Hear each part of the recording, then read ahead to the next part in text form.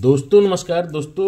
आज का वीडियो जो है खासकर चिक्स के ऊपर होने वाला है और चिक्स के ऊपर इसलिए वीडियो बना रहा हूं दोस्तों क्योंकि बहुत सारे फार्मरों का कमेंट था और कई लोग फ़ोन करके भी कह रहे थे कि सर थोड़ा सा चिक्स के बारे में बता दीजिए, क्योंकि हम लोग जो नए फार्मर होते हैं दोस्तों, पुराने फार्मर भाई हमारे तो सारी चीज़ों को जानते हैं कि भाई वो क्योंकि उनका एक्सपीरियंस बड़ा होता है, लेकिन जो नए फार्मर अभी अभी पोल्ट्री इंडस्ट्री में आए हुए हैं दोस्तों, और वो लोग इस चीज़ को कभी फेस नहीं किए हैं कि चूजा जो होता है हमारा ये कितने प्रकार का होता है और कौन से चूजे की इम्यूनिटी अच्छी होती है, कौन सा चूजा अच्छा सर्वाइव करता है, कौन सा चूजा कैसा ग्रोथ करता है।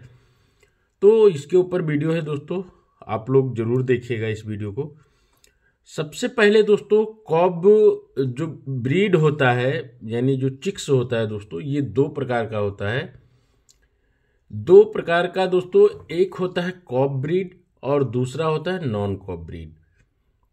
जो कॉब ब्रीड होता है दोस्तों, ये खासकर आप जब प्राइवेट फार्मिंग करते हो वहाँ पर ज़्यादा चलता है और बहुत सारी ऐसी इंटीग्रेशन कंपनियां हैं जिनमें इस ब्रीड को देखा गया है और देखा भी जाता है दोस्तों, क्योंकि ये जो चूजा होता है कॉब ब्रीड जो है दोस्तों, ये महंगा बिकता है। और आप लोग को मैं बता दूं दोस्तों कि इस ब्रीड के अंदर बीमारियों से लड़ने की क्षमता अधिक होती है। जो कॉब ब्रीड होता है इसके अंदर भी कई सारी वैरायटी है, जैसे कॉब 430Y, ऐसे बहुत सारी तरह तरह की हैं और कई सारी इसकी हैचरियाँ होती हैं दोस्तों। फार्मर भाई हमारे नहीं समझ पाते हैं, जैसे किसान हो गया, लक्ष्मी हो गई और कई सारी कंपनियां, भारत कंपनी, ठीक है। तो ये सारे जो चूजे होते हैं ये होते हैं कॉब। और दूसरा जो ब्रीड है दोस्तों वो है आपका नॉन कॉब।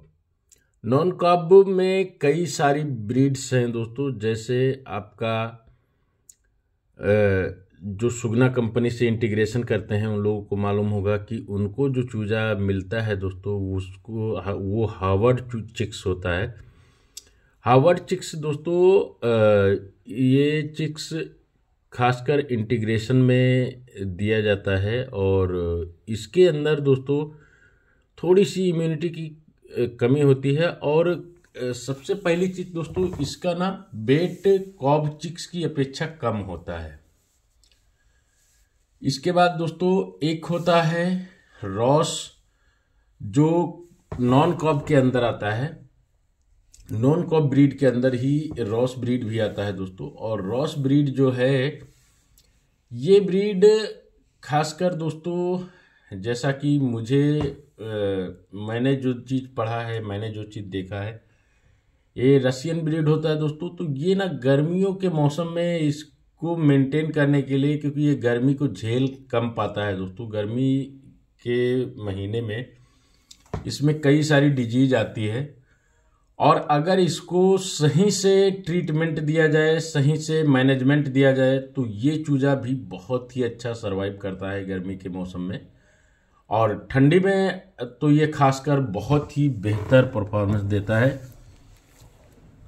इसके बाद दोस्तों और भी बहुत सारी ऐसे चूजे हैं जो, जैसे कई सारी कंपनियां हैं जिनके पास और भी नॉन कॉब के कई सारे तरह तरह के चिक्स होते हैं।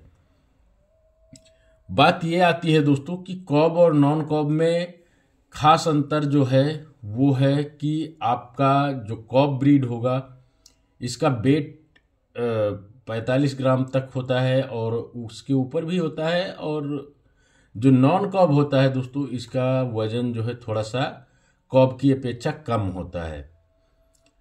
पहले सप्ताह में मोटेलिटी की बात की जाए दोस्तों, तो कॉब ब्रीड में कम मोटेलिटी होती है और खासकर इसके अंदर इम्यूनिटी पावर अच्छी खासी होती है, तो इसमें मोटेलिटी भी कम निकलती है नॉन कॉब की अपेक्षा। और नॉन कॉब जो चूजा होता है दोस्तों उसमें काफ़ी ज़्यादा पहले सप्ताह में अगर केयरिंग अच्छे से ना किया जाए तो मोटेलिटी ज़्यादा निकल जाती है।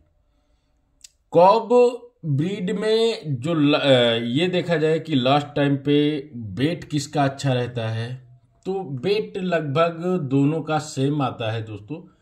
अब बस ये डिपेंड करता है कि आपका मैनेजमेंट किस प्रकार का है।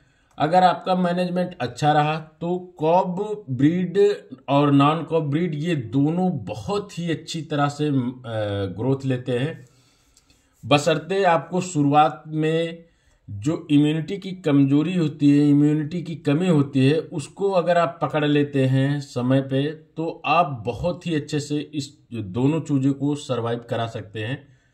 बशर्ते कॉब ब्रीड में दोस्तों थोड़ा सा आपको कम मेहनत करने की ज़रूरत है, क्योंकि उसका ऑलरेडी पहले से जो इम्यूनिटी है वो काफ़ी बेहतर होता है, जिसकी वजह से उसमें बीमारियां भी कम लगती हैं और उसका सरवाइव करने का जो तरीका है दोस्तों वो काफ़ी बेहतर है। तो आशा करता हूँ ये वीडियो पसंद आया होगा। अगर वीडियो पसंद आया तो वीडियो को लाइक करें, कमेंट करें और शेयर